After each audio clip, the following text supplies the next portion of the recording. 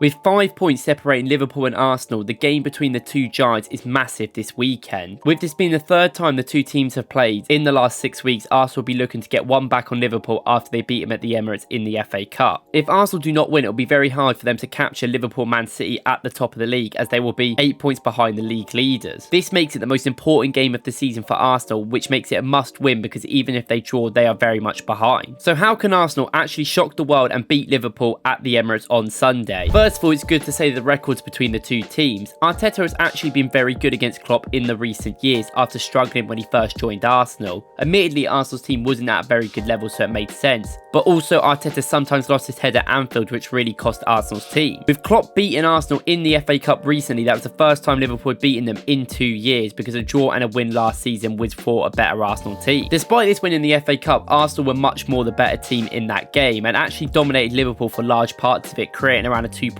XG. Whilst Arsenal did dominate this game and Liverpool ultimately got the win, Liverpool did have some star men out of the team as well, with Van Dijk and Salah and Endo not being with the squad. Now, for the rematch of the Emirates on Sunday, there will be no Endo and Salah, but Van Dijk has returned and Trent has returned from injury as well. Arsenal actually changed their system up for that game, with Nelson playing on the left and Jorginho and Rice having a double pivot in midfield, while King Kai was up front. Now, Kai Havertz did struggle to score in this game. He missed some clear chances from corners and from other goals where he should have scored, and Odegaard hit the bar where he also missed a big chance. And Arsenal's midfield really excelled in this game. They were probably the best players on the pitch. All three of them worked really well together, with a man-to-man marking happening, with Jorginho and Rice sitting back while Odegaard goes up and presses the main centre-back. This helped because Havertz also came in midfield and helped them, so they also had another man-to-man marking there, trying to stop the runner from the attack coming back to help them to more numbers. With Rice being a very good sweeper, he sort of marshalled that defensive line and tried to make sure any of the midfield players didn't get through, sort of going to where the ball was to make the tackle or the interception. With Kai Havertz marking Trent, he often got lost by Trent when he went up front, because obviously Trent doesn't go back. But because Trent is so good at getting away from players and being a very good long ball passer, we had to make sure Jorginho was close enough to help Havertz get the ball from Trent. This sometimes didn't work. When Liverpool won the ball very high up the pitch with Curtis Jones, sometimes Trent was free on the side where he'd moved into a winger position. This helped him hit the bar early in the game. And earlier on, Diaz and Gakpo, the two wingers for Liverpool, struggled in the first half because of the physicality of Kiwior and White. Eventually in the second half, Jurgen Klopp changed this and moved to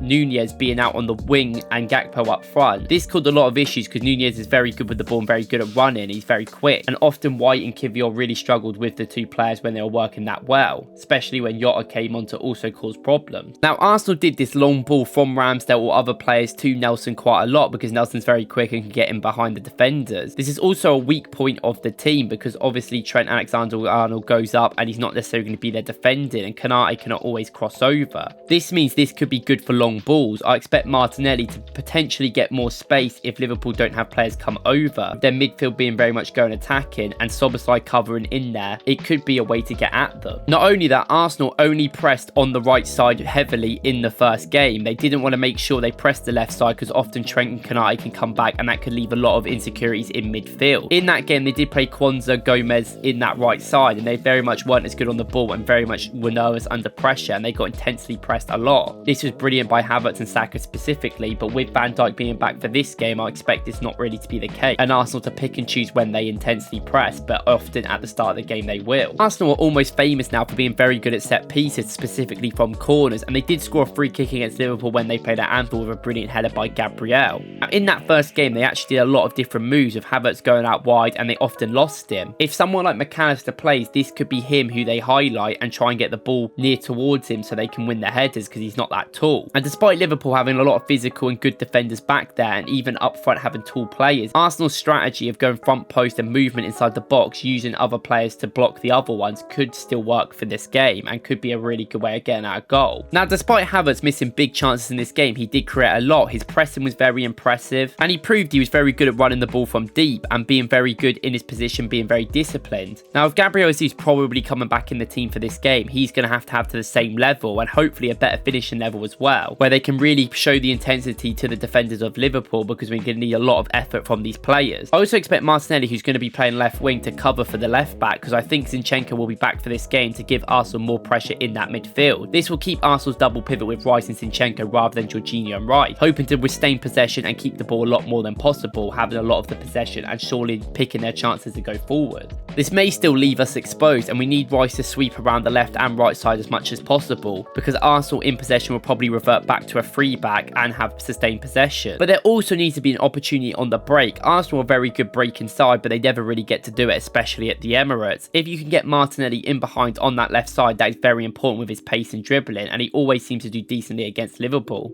If Trent or Bradley plays, they will often play really high up on that right side. This means we might need cover there, but it also gives us an opportunity to get in behind that side as well if Konate doesn't come back and cover. So both teams will be relying on Gabriel Konate to cover for that left back position when the players go forward. A problem for Arsenal is Diogo Jota. He's got very good record against Arsenal for Liverpool, and he's very good at running in deep from the players. This causes an issue for our defenders, because our defenders can't really go towards him, so you're getting a lot of effort from our midfielders to make sure the defensive capabilities are there. This is why I preferably wouldn't play Havertz in that midfield, because I don't think he's got a defensive level, and he is still much more of an attacking player, and I think we still need that defensive level against a big team like Liverpool. And despite Jorginho not really being as mobile as you want, he is very good at marshalling defenders around and helping players with an extra man in there that has defensive qualities. He also can put long through balls through from a deep line playmaker role, and when you have another player that can do that on the break, that becomes very vital if we want Saka and Martinelli in behind. But the advantage of playing Havertz is definitely the corners for Arsenal. He might not be the best finisher, but he's a very physical player in there, and he's very good at holding the players off and still being a height in there. Arsenal might have to rely on their corners to get through this game. They're the best in the league at them, and this is where it really comes down to matter. Liverpool actually win more duels than Arsenal per game this year, but they actually often win headers not inside their own box, and they're often outside the box usually. This and the fact they've only scored 2 headed goals this season mean they're not as good in the air, probably in the box for Arsenal, so Arsenal can really get at them from corners. But traditionally Liverpool are very good in the air, so these numbers may just be poor this season and last season. I expect Havertz to play, and I expect Jesus to play a massive role in getting Arsenal the team up the pitch. I think Arsenal will try and play for corners and free kicks as much as possible, and Liverpool will try and keep the ball on the floor. It will certainly be a very interesting game, with Opta actually having a 37% chance of both teams winning right now, so it's definitely in the balance. And no matter what the data says and the tactics say, it doesn't always matter. Sometimes games are dependent on random things that happen, either luck or unluck from the other team. This and a freak moment could decide the outcome, and with a must-win game for Arsenal, they really don't need any of these to happen against them. As an Arsenal fan, I'm very nervous. This is a very important game for us, and we really need to win. If we don't, then we've got to look for the Champions League when we play Porto in a few weeks' time, because I think the league is probably over. But it's not over as a team. We will recruit more in the summer, and there's definitely bigger things to come, with hopefully a new star striker coming sooner than you think. But Liverpool are a very good team, and Arteta needs to make sure his tactics and his substitutions are very important in the game and before the game. He needs to make sure everything is right for Arsenal to win. Thank you guys for watching. Good luck to Arsenal for the game on Sunday. And if you like any of my content, please watch my other Arsenal video where I talk about Havertz since he signed for Arsenal. Thank you guys for watching. I appreciate you spending your time with me, and I'll see you in the next one.